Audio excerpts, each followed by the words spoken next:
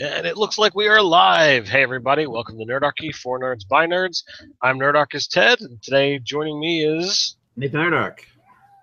And we're gonna talk about some viewer suggestions, some things that have come our way through, one method or another, and see where the chat leads us, see where these ideas go, and whatever.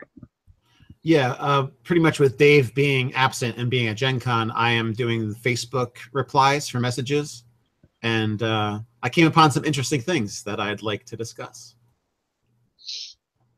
Of course, I don't have that list up in front of my face right now. All right, so where do you want to start, sir? Okay, I want to start with the one that we can probably both get the most input in. Okay. So I feel like then the necrodancer is a good place to start. All right, so why don't you explain what the necrodancer is, and we'll... all right. So J.L. Stevens wrote, I'll try to ask this question here since I rarely read email anymore. Is there a healing class that isn't an armored cleric? I like the idea of priests or mystics or some kind of... oops, I'm reading the wrong one. Ha! Well, let's just go into this one since I think it's pretty easy to do. So yeah, it says... Is there a healing class that isn't an armored cleric? I like the idea of priests or mystics or of some kind in robes, which perhaps may have extra abilities that a cleric does not. I'm really surprised they don't have one. There's plenty of protection magics one can use, etc.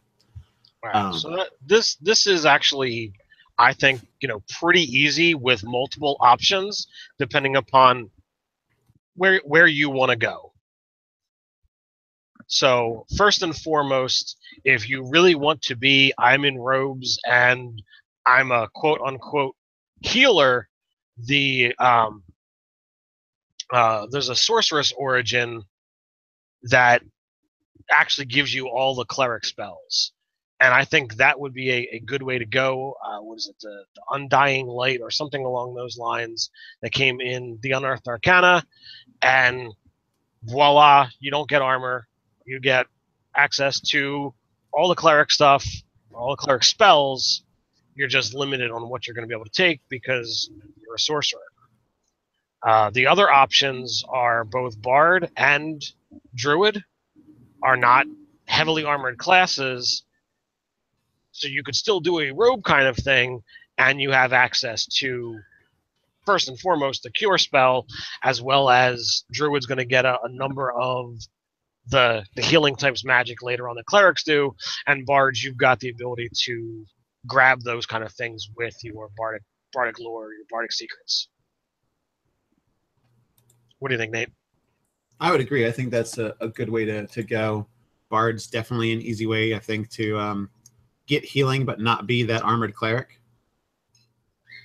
And clerics are a support for the group, and there isn't a better support character than the Bard. Yeah, he's one of the best ones. And if you do Lore Master, you can get more and more of those healing spells that maybe have paladins have access to and clerics have access to. So you get that twice as the College of Lore Bard. Right.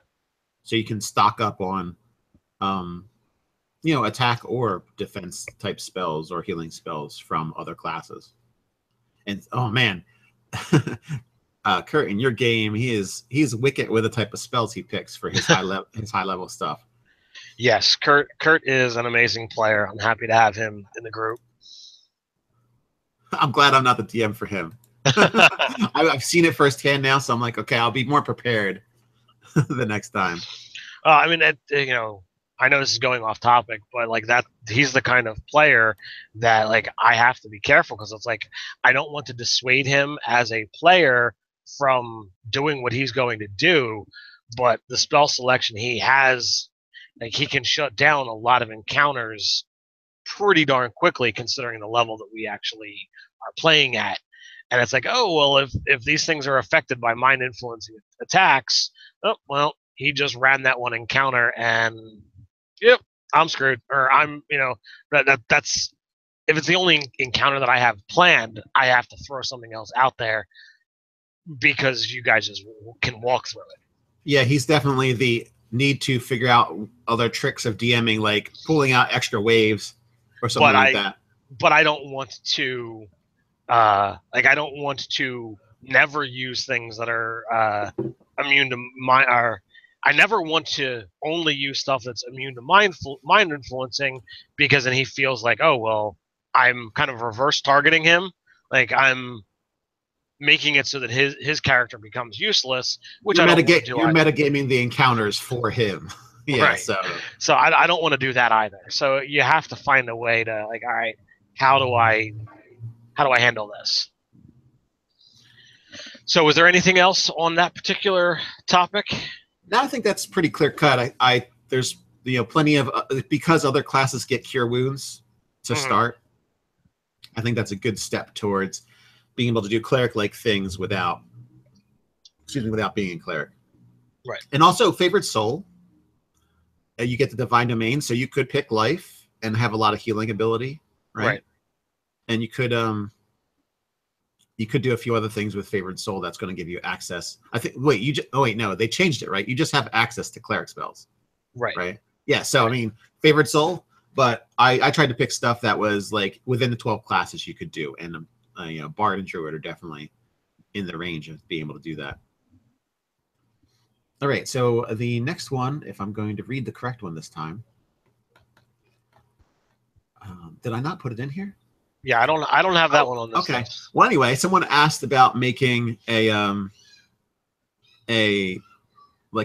performance necromancer called a necrodancer.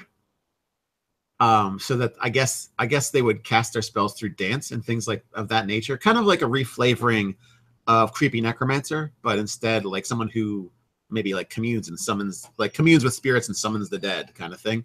Like maybe, I don't know, like voodoo priestess style or something. I don't know exactly where he was going. I don't know where he's taking it, but he's talking about this like kind of performance concept. And I was like, well, if you want to be fantastic at performance and be a necromancer, you could go one of two ways. Again, you could do the bard thing and then take your magical secrets, College of Lore, take animate dead and take create undead, and then just take like bestow curse. I mean, there's spells that the bard gets that a bard can be kind of dark just on its own, just the way it's designed based on the spells you pick and the type of instrumentation. So you could just do voice and dance as your your bardic performance stuff. And I would say from there you just take the spells that are going to be appropriate that are in bard, like bestow curse and things, and then you would take, when you get access to the magical secrets at 6th and 10th, you would just take the animates and the creates, and pretty much you got a dancing necromancer. The other way I would go is if you would take a background for your necromancer that is going to give you things like performance. So entertainer. Like yeah, entertainer. I mean, heck, it could be part of some kind of weirdly weird show where you use ventriloquism, but you're not using ventriloquism because those aren't wooden dolls.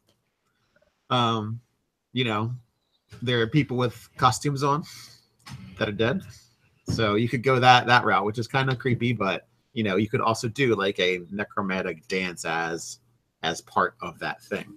So I think it's thematic. Like I would say there would be certain like maybe it comes from certain tribes of barbarians, or I was thinking like an ancient elven cabal that there's the kind of like the if you think about like the light and dark sides of the Fae, and this comes from a dark shadow side of the Fae, is this dance that can summon the dead and stuff. So those are my suggestions for it. And then of course you've also got the middle of the road where you're a combination bard necromancer, and I would go with a mixture of, I would definitely go entertainer background to give you that. I would take a few levels of bard just to get the expertise, to get the College of Lore, and then I would go strong on necromancer to get all of the necromancy spells that you'd want. Both bard and wizard are full casters, so you'd still get the full allotment. So if you did a entertainer bard 3 necromancer 17, you'd get everything that you would need, and you could be spooky and scary and really good at doing what you would consider as your own necrodancing. Makes sense. So, so those are the two that I felt like were really super easy, like from my perspective. And you definitely, thanks for giving your insight in it, Ted. Absolutely. So the ones that well, why don't you go into the next one you'd like to go into, since there's a few more complex questions and video concepts. So Fraginator, to answer your question, yes, I would love to, do magic items on the fly. Any of the creation videos that we do, I find them immensely fun, but they don't seem to do as well. So we don't do those as often. Perhaps when things settle down after the summer's over, if we decide to go back to doing 10 videos a week, like we were doing previously, that might be something that we put back on the schedule. But as to you, Nate, we could either talk, like everything else that I've got here on the list has to do with constructs and Mechanus and all of that kind of stuff. So I don't know where you would want to go with it. What is your opinion, sir? Okay, how about we go for the one about different kinds of constructs a wizard PC could have. All right, this is one of those things that I think is really interesting and something that became popular with third edition, of the players actually having rules of how to make stuff. And if you want to go into that kind of world, then it's like, okay, well, now we need to have rules for making constructs, making magic items, and it can become incredibly time consuming. It can be incredibly challenging, but everything realistically has a value. And if we were to, kind of go into some of the third edition rules for, oh, well, how much does it cost to make this? How much does it cost to make that? See how that compares to the current edition. If it's around the same, well, then, all right, we can just use some of those same rules. Now, if they're different, then you have to, go with proportions. Now, third edition said, well, you needed feats to be able to, in order to do this, to make constructs or to make different types of magic items. I know in the DMG there's a golem manual for, oh, here's how you make a flesh golem. And you follow the recipe, quote unquote, you make the thing, the book disappears. Now, you could make a lesser golem and come up with something that's not as good as what's in the monster manual for golems, and be able to make some kind of mediocre construct. And that's where I would wind up going. Something that's make a modron, make a something that's low power, and you could begin to scale up so that you could have a gnomish enchanter that tinkers and makes companions that he fixes or creates or puts back together. I think it could totally work. Okay, so I did a lot of research lately on Animate Dead and Create Undead, because I had done patron rewards for plant monsters that you could summon through those two type of like a third level and a sixth level spell. And all of the constructs that are mentioned in the question, the Helmed Horror, Shield Guardian, and a Golem, all of those constructs are higher than the highest thing you could summon with a 9th level spell. So it's kind of, yeah. So that gives you an idea of the power level of what you can do. Like, because ideally, okay, you're either making guardians for a place, or you're trying to grab some extra guys and some muscle to lug around the place, like to go on adventures with you and things. So, and that's what I see the undead being, is this, create undead. You can do at the highest 9th level, you can get two mummies. Mummies are scary, but they're only 3 CR. And even the crummiest thing, the Helmed Horror, is a 4. And the Flesh Golem is even higher than that, and the Shield Guardian is a 7. So it's kind of like no joke getting those kind of things. They're beyond ninth level spells when it comes to power, as far as creating them on your own with spellcraft. So I would think the obvious choice at that point in time then would be to look at what is the appropriate CRs of the things that you can get and how to scale it backwards. So, yes. For instance, the Modron is a challenge 1/8, or the monodrone, I should say.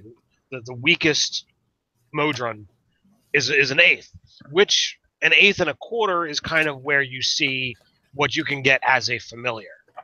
So I think starting off being able to get one of those shouldn't be a problem. And I mean, and then beyond that, you could go to an animated armor, which is a challenge 1. So, like, I think that would be your next step up. Yeah, and zombies, for example, are challenge rating 1/4. Okay, I believe skeletons are 1/4 as well. So that's equivalent to a duodrone. What is the next thing that you can be able to summon beyond skeletons and zombies? Ghouls. And what is their challenge rating? I want to say a 2, but I'm not. I'm looking it up right now.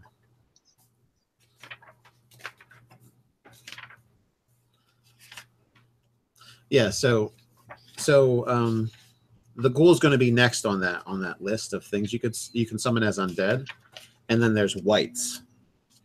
And how strong are wights? Wights are 3. So ghouls are challenge rating 1.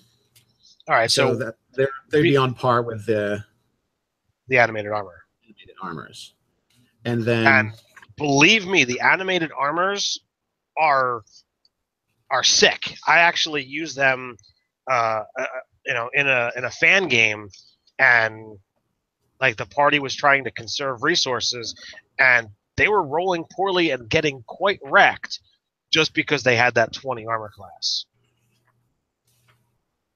Yeah, and mummies and wights are third, challenge rating 3. Now, this is the thing. A wight is not equivalent to a mummy when you're creating undead, even though they're the same challenge rating. So this is where you start to see the challenge rating system kind of break down a little bit.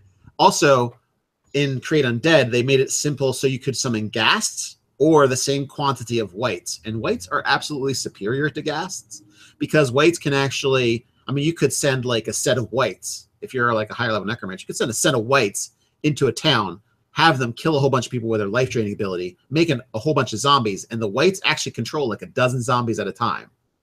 So that, having wights in your group of undead, like, really increases the capacity of your undead army when you cast 9th level spells and summon a whole bunch of wights, and control a whole bunch of wights. Those wights control a lot of zombies. So you get like 36 to 48 extra zombies just for having those wights, but you got to kill some people to get it, or go to a graveyard or something. Well, no, actually, they can only create zombies through killing living creatures. So you gotta kind of be evil to get that extra couple dozen zombies out of it. So there's that. So wights are superior to ghasts in a lot of ways for Create Undead, but they count as the same creature. You just get to make the choice between ghasts or wights. So again, wights are the same challenge rating as mummies, but they don't count the same for when you're creating them. So again, it's like they're both CR3. So there's a little wiggle room in the CR system. Like, we didn't know that already. But yes, it's evident through spells like Create Undead that there's a bit of wiggle room in the CR system, that they count mummies as a higher rank than wights. So it doesn't have to necessarily exactly follow that progression. So I would think if you look at Create Undead and you look at the breakdown of the spell, you're going to have the ability to go with something equivalent to a zombie or skeleton, something equivalent to ghouls, something equivalent in power level to wights, and then something equivalent to power level of mummies or a little bit above. So that's what I would say for like, if you wanted to just change that over and say what kind of inanimate or what kind of animate armor or other like mechanical things like modrons. I think it could be cool to be able to like take a whole bunch of metal scrap and make a modron out of it. That would be awesome. The modrons go up to challenge rating 2. So if Okay, that's so they're kind of perfect for that kind of stuff. so if that's your kind of cusp for the animate stuff, then you could wind up making these kind of things as well. Uh, and the great part is when the drones die, they disintegrate. Well, there you So go. So you just lose whatever material you made them out of, in the sense similar to undead. When they're destroyed, you don't get your money back. Yeah, so you could use the modrone. You could use the different types of modrones for the lower tier stuff, and then you would just say, well, like I don't know. There's a challenge rating 3 mechanical monster construct, but that's where you can kind of fill in something or lower the power of something. Like a helmed horror is a good candidate, but he's a little too powerful. So that's where I'm thinking like you'd have to if you lower the helmed horror in some way, you could get a better chance of things. So it has magic resistance and spell immunity. And the spell immunity is to 3 spells chosen by the person who creates it. So if you took away spell immunity, it only has 60 hit points on average. So it's actually not that exciting. So if you just took spell immunity away, and maybe you might have to take magic resistance away to make it a CR3, and then bam, you've got your substitute in for what a mummy would be, and you've got a construct that you are summoning. And you don't. I mean, you can name it something different because it's not a helmed horror anymore. It could just be simply, animated knight is what you could call it, and then bam, you've got your mummy substitute for the create mechanical construct that would be the substitute for create undead. And you could take all of those spells and flavor them to some degree, or make them actual like ritual spells with a gold piece requirement of stuff. Yes. Now, I'm just saying for power level purposes, yes, it would be cool if you could make them and just have them sit in a dungeon somewhere. But someone's going to take. I mean, what was it? And Scott took out a simulacrum out on the trail and used it rather than having it as some kind of like guardian of his tower or something. Yeah. So, but simulacrums in the game as a spell with a gold piece cost and all the other costs associated with it, it's kind of scaled for the game. While I feel like I would be remiss for observing the balance of the game if I said, oh, well, since you can create these, then you can create more powerful things with, you're going to have to get some kind of like DM buy-in for like magic items or something. I mean, if there's a create flesh golem, why not have a create shield guardian? They're kind of the same. Shield guardian looks cooler, I think, than a flesh golem, unless you're going for the Frankenstein look. So, in that aspect, create shield golem manual that you can use 3 times ever. And then it goes away or something dumb like that. Whatever they decided to do for the golem manual. I think it's kind of dumb for a manual to disappear. If it can teleport back to me and let me read it again. But it's like a one-use magic item, pretty much. So, I would say that, all of these things that you would create, construct-wise, you would follow the same rules based on spell slots, spell levels that the necromancer has, as opposed to having to kill stuff that's gonna have the gold piece requirement in materials or components and what have you, arcane reagents and actual forged armor and weapons and what have you, up to what would be equivalent to make those things. Like, okay, well, if a suit of full plate costs 2,000, well, if you're going to make an animated armor, well, then you clearly need a suit of plate mail, because that's what it is. If you're making a helmed horror, which is or the animated knight, the lesser version of the helmed horror, you would need more than that, because it would need to be a detailed suit of full plate. So maybe it's 3,000 or 4,000, plus you're going to need the shield and the weapon that are equivalent. Perhaps it needs, the reagents and stuff beyond it as well. So it can be costly, but you don't have that I need to kill something first. And so I would say, yeah, it's a more costly investment, but that doesn't disappear once the thing's defeated, unless it's been like turned to dust, like disintegrate or something like that. Which would really make, I mean, that is just like a smack to the face. You got like a 3,000 ornate suit of like magic armor, and you're like, I'm gonna animate a knight out of this, and then someone just comes up and be like, but you blasted into dust. You're like, man, I'm gonna send you a bill right after I take it out of your hide. So, I don't know. I think that that pretty much answers that one. Mm-hmm. It kind of stinks that short of magic items, you're not running around with loads of golems and constructs like you could possibly do in a previous edition. Yeah, but I think the interesting thing about this would be that you'd be able to just kind of just cast the spell again, and bam, it's back.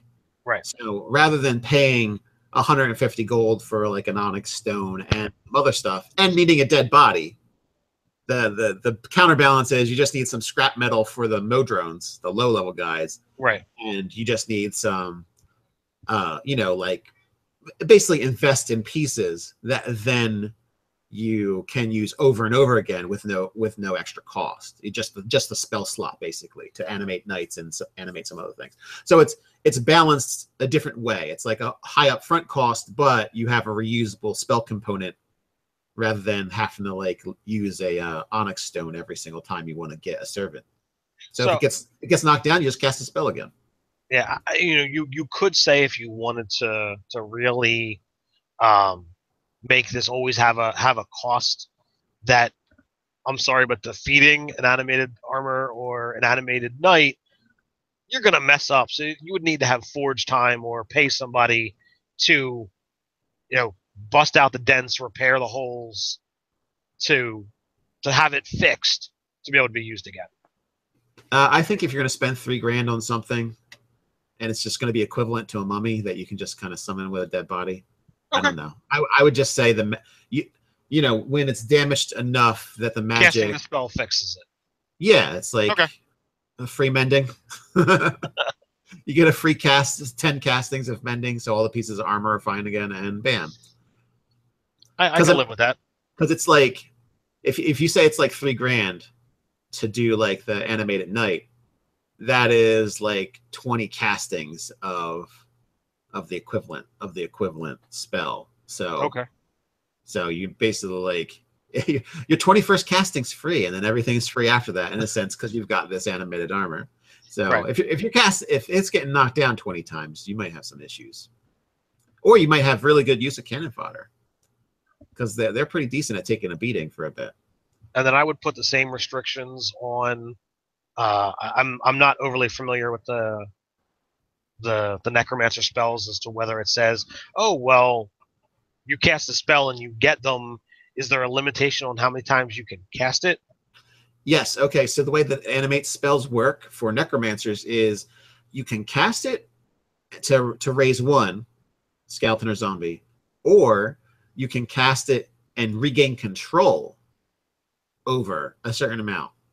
So you can always, like let's say you have 2 third-level spell slots. You could animate 2 undead, and the next day reassert control over those 2 undead and animate another one. And then the next day, reassert control over those 3 undead and animate another one.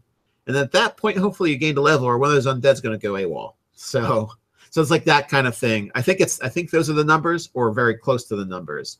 And you can, bump up the spell slot to control more. So I think you get like 2 extra zombies or 2 extra skeletons every time you bump the level up. But then to reassert control over the other creatures, you would have to cast the spell again as well. So if you summon two mummies, I believe you're going to have to cast that spell at that level again to reassert your control over them. I think that's how the Create Undead works. You don't, because you can't just like have an unlimited amass. But that's why I said the whites are really cool, because they give you that ability that, if you're an evil guy, you could have your white herd the zombies. So you could then use your spell slots for other things. So I would say with the modrones and the animated knight and the animated armor, I would go with they just kind of become inanimate, like they return to what they are, or they fall over. like they lose their magic power to their motive power. Right. So you're going to have to basically add some spell power back into it once you create them. So I would just run it pretty much almost exactly the same as the animate spells. Except as opposed to you not having control over the skeletons and zombies that are now going to run amok, they fall into piles of armor or useless scrap. Yeah, and they just need to be. Well, I mean, no, I would think they would just like kind of fall over like because you would need the components are like certain gold piece value of scrap or certain armor, and then I would think they would just kind of like fall over or become inactive. So the Modrons would like kind of just fall over, and then you could do the same thing. Like they are already created and they haven't been destroyed, so they're not scrap piles. But you could then reassert control over a certain amount of them, which would reanimate them for the purposes of use. So rather than going AWOL like zombies would, you would have these basically sleeping constructs. Like the constructs would just be unconscious in a sense. That makes sense.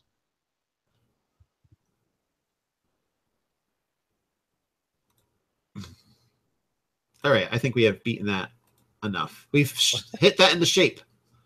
All right. Well, while we're getting ready to think about what our next topic of choice is, we've actually crossed our halfway point. If you guys want to do that sound off and let us know where you're listening in from, we're just over 40 people at the moment, listening live here, which is always fun. Not as well as yesterday, but is what it is. So did we want to touch? Every day is different. Did we want to touch on the scarier, more challenging topic? I don't think we need to include that one. We also have the warlock patron. Is that what you're talking about? Yeah, that's what I'm talking about. Oh, okay. Yeah, I'd say we can get into that after the sound off. That would be fine.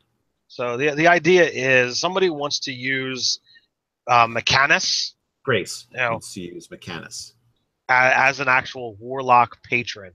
So what would you get for being a patron of Mechanus? So I've got some ideas. I've pulled out my player's guide to the plains, monster manual. Not necessarily the Primus, the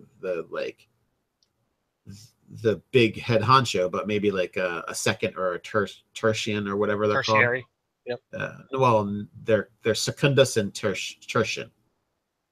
Right. It's derived from tertiary and secondary and stuff, but it's not exactly that. Yeah. Right. So not necessarily the Primus big head honcho, but one of the higher ups of the Mechanus plane.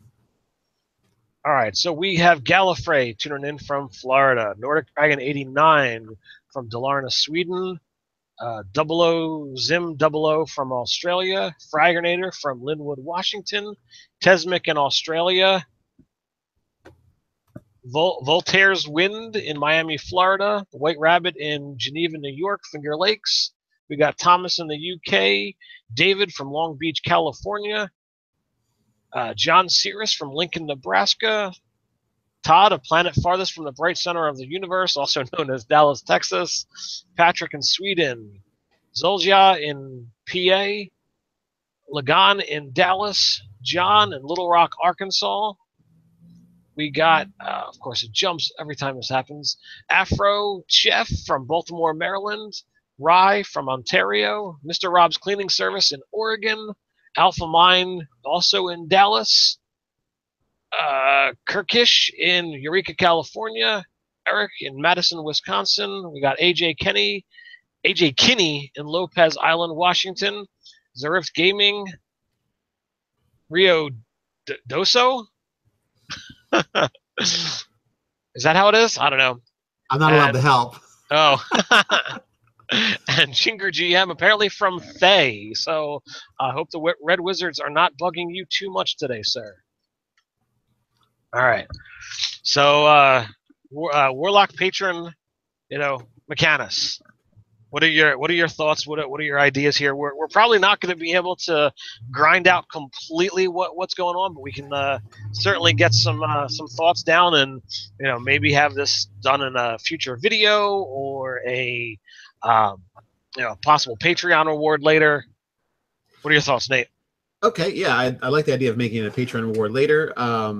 And an article or video can go with it as well. So I would say I'm going to read the rest of the thing Oh, first. So the idea my player and I had for this is instead of your classic familiar, there's going to build like a Modron-looking little buddy from scratch and upgrade him over time.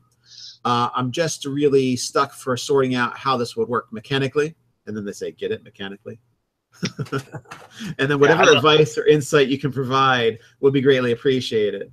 So did you appreciate that play on words, Ted? I love puns. You can never you can never have enough of them. You can never be too punny. So Indeed.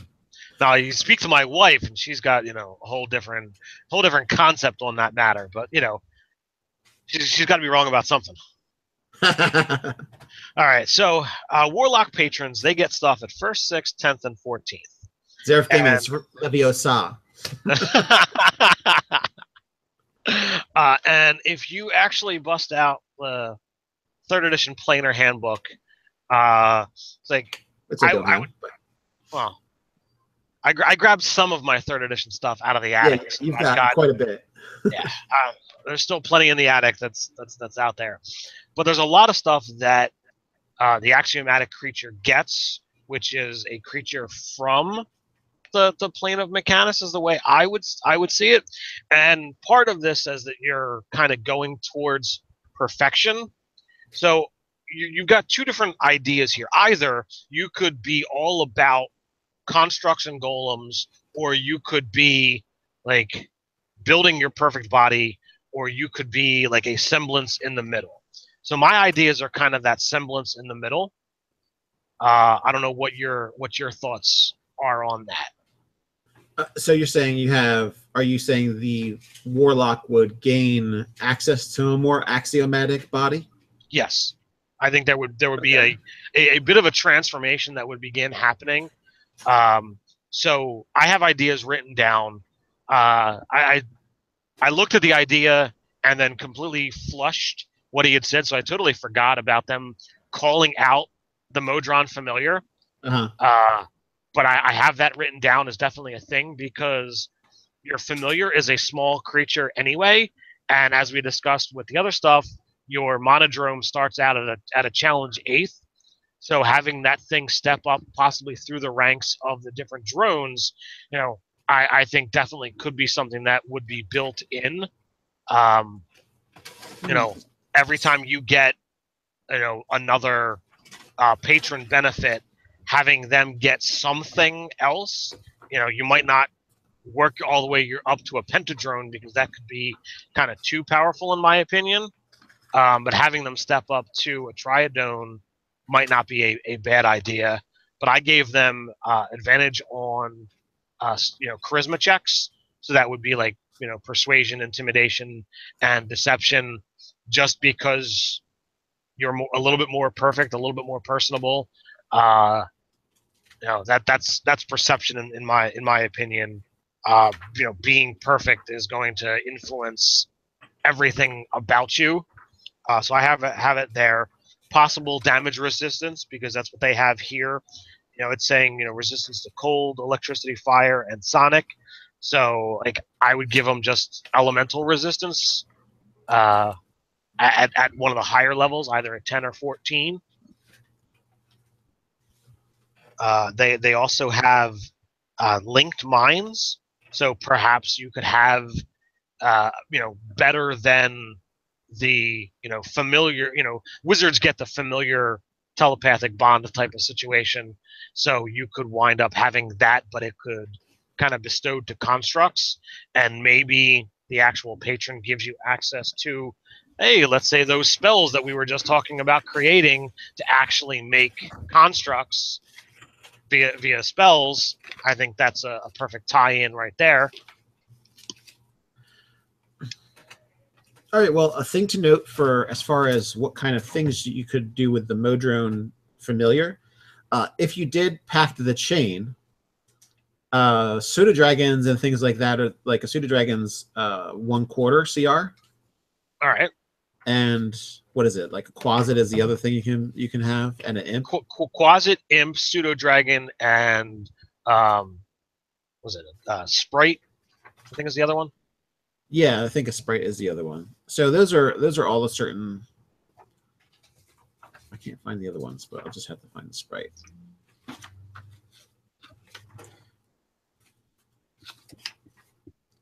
So sprite's a quarter CR as well. So I would go with the quarter CR one for that. Well, here's the thing, because this is the patron, not the pact. So like you could say like, all right, I'm going to give you access to the monodrone as a familiar, just as a patron benefit. But if you go pact of the chains, you could upgrade that to the duodrone. Oh, I see. That's a quarter CR. In general, you're going to be having access to this like mini golem. Yeah, I mean the thing's got 5 hit points. I mean it's not super useful. It's extremely mini. Hey, it's the canary in the coal mine. Well, but go down this hallway, trip this trap, please. The monodrone is, a medium-sized creature, but it's incredibly easy to break because it's got 5 hit points. Yeah. But it'd be interesting to be able to have something so big, or you could just be like, all right, well, you've got the stats, it's just smaller, so you could make it be a smaller, a tiny creature to go along the same size, or to go along with what's there. And yeah, it doesn't do anything outstanding that I would say, oh, it's got to be a medium construct. Right. You could really just make it small and keep everything else the same. It does D4 plus 1 damage. It can throw a javelin, and it has a fly speed. Yes, which that's kind of it. There's nothing special there. I mean, you could go for a flying snake, and that's going to be so much better. Actually, the biggest deal is its true sight up to 120 feet. Yeah, that's a problem. Yeah, that's a problem. So what I would say with that, I'm gonna think that if you couldn't just take it out of the book, which I know is annoying, but we'd modify it to have this be size tiny or small, remove true sight, done. Yeah, that's a good, make it small, remove true sight, and that would be a good basis for now the thing is, they're kind of really crummy, actually, when you look at it.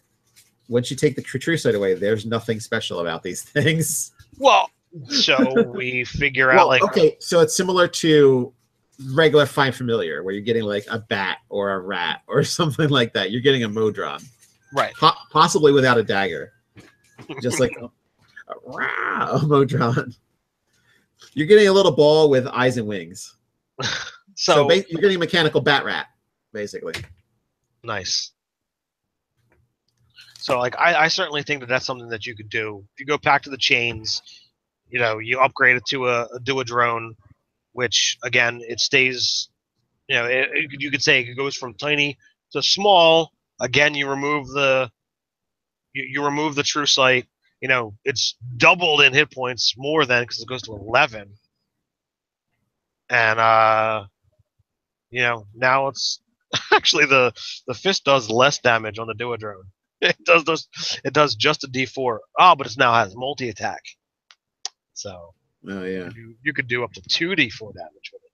Where's he keeping those javelins? So that could be the basis for that, and just following what kind of looks like the Modrone progression.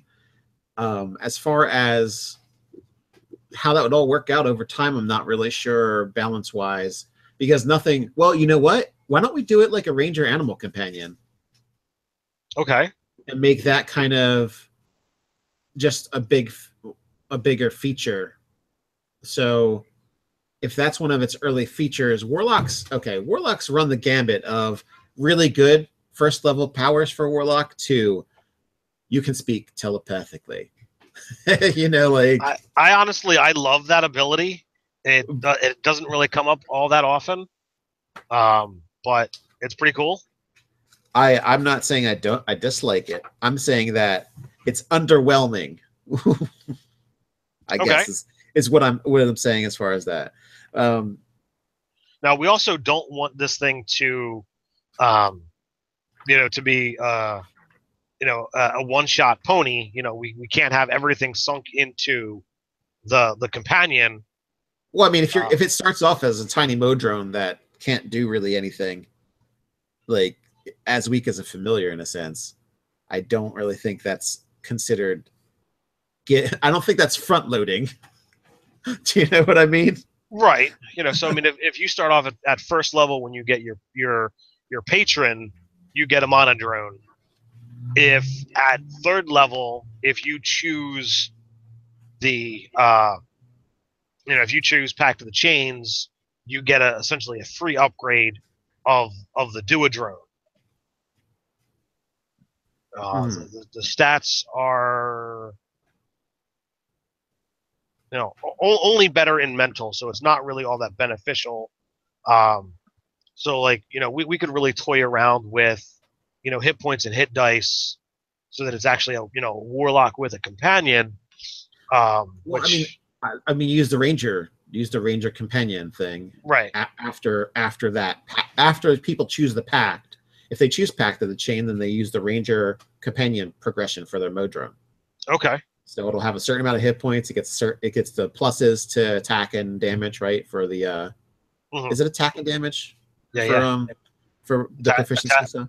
Yes, attack and damage. So that winds up being nice. And I would just take it like that. It's already in the game. I don't really feel like, I mean, instead of getting a fairy, a pseudo dragon or something like that, you just have this, animal companion level Modrone. And you can call it whatever you want. Maybe it changes shape and gets extra arms as you get up in level because it's actually progressing through Modrone hood. Right. Yeah, because at first level, like Fey Presence, you get to hit everybody in a 10-foot cube with a charm. Or when you reduce a hostile creature to 0 hit points, you gain temporary hit points equal charisma modifier plus your warlock level. At first level, really? Yeah. Good God. Fiend is pretty nice. That's insanely good.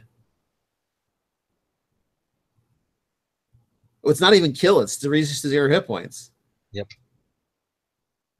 That's only temporary hit points, but still, that's a good buffer. So what it winds up being as temporary hit points don't stack with each other. So if I drop this one this round, then I drop this one next round, if I haven't used up those temporary hit points, they're not going to stack. But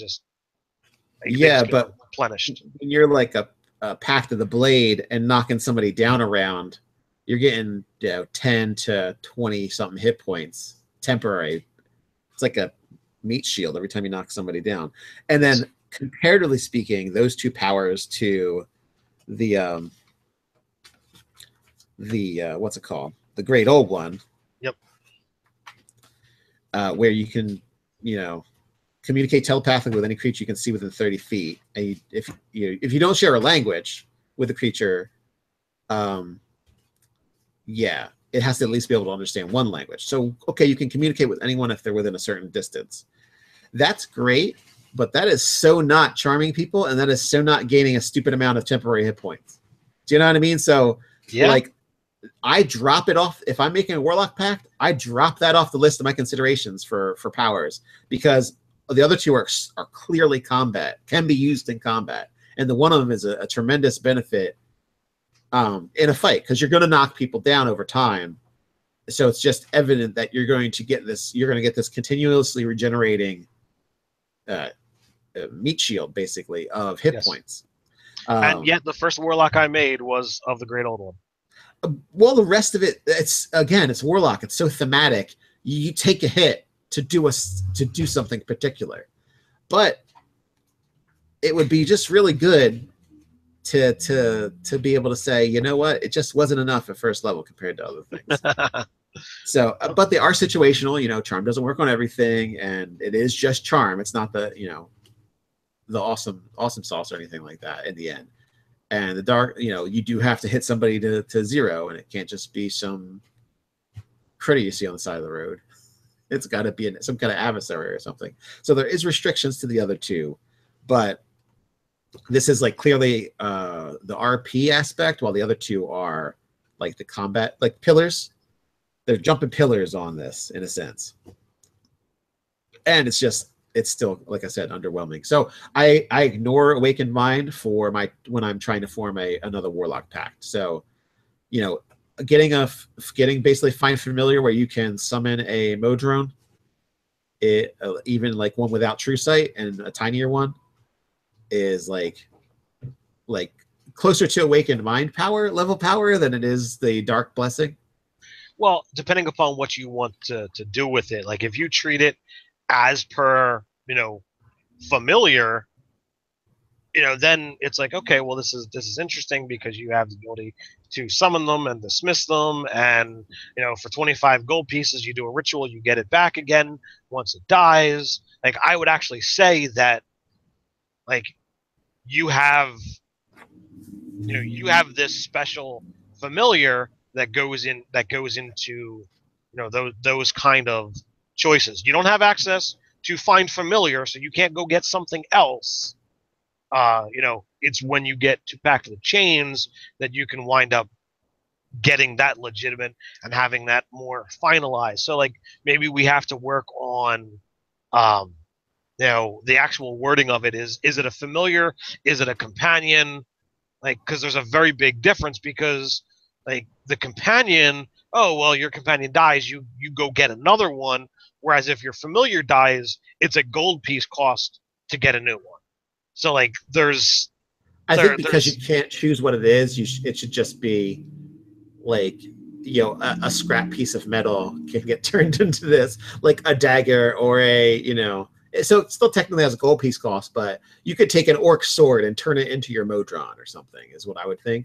Zareth Gaming and Muhammad Rahim. I think Zareth Gaming, I think the Pact of the Blade would be some kind of steampunk melee weapon. And Muhammad Rahim is a chainsaw, because why not? Yeah. a chain sword, steampunk style. Oh man, I haven't.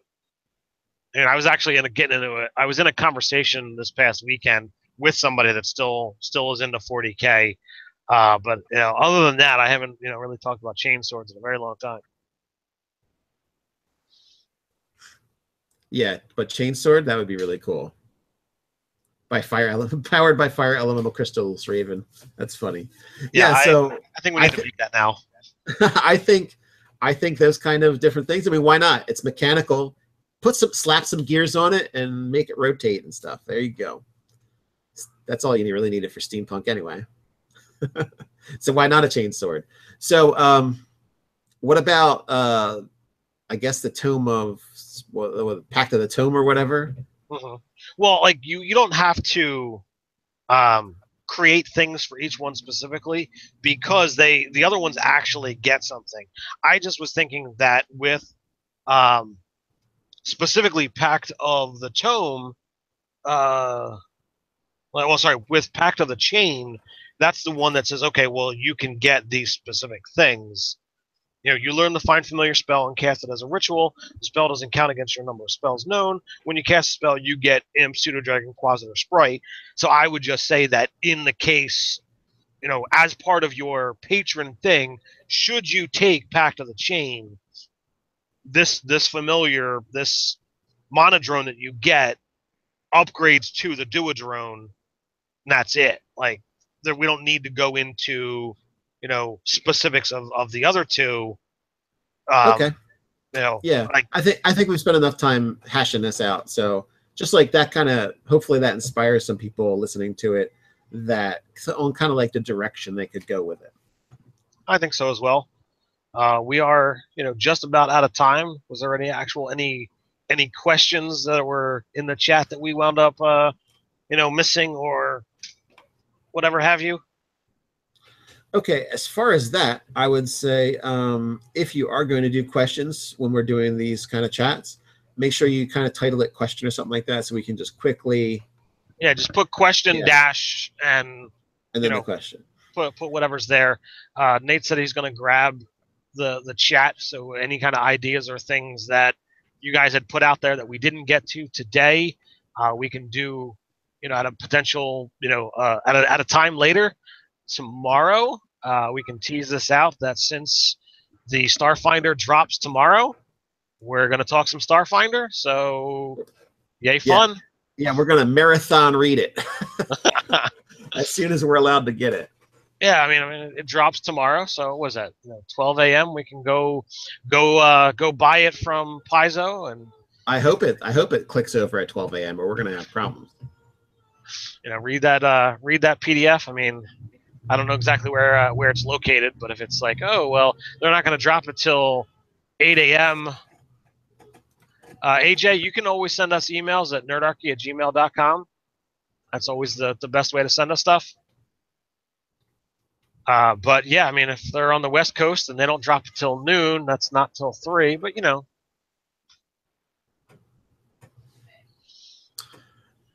So with that, we've reached the end of this one.